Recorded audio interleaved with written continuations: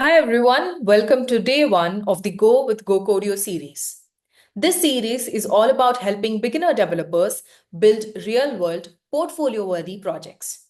With GoCodeo, you can skip all the grunt work and dive straight into learning by interacting with professional-grade code generated by our AI agent. Today, we are building a budget tracker app using clean architecture so that you get a clear idea of how structured, scalable applications are developed. Let's get rolling. GoCodeo has efficiently structured our project.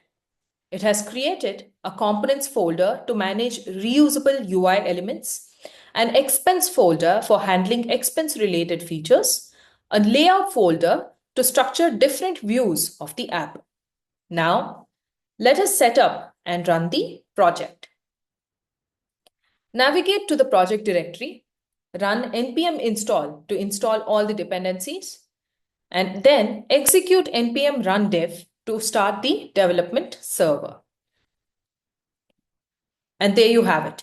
Our budget tracker app is live with a dashboard, reports, settings, and analytics all in one place. How cool was that?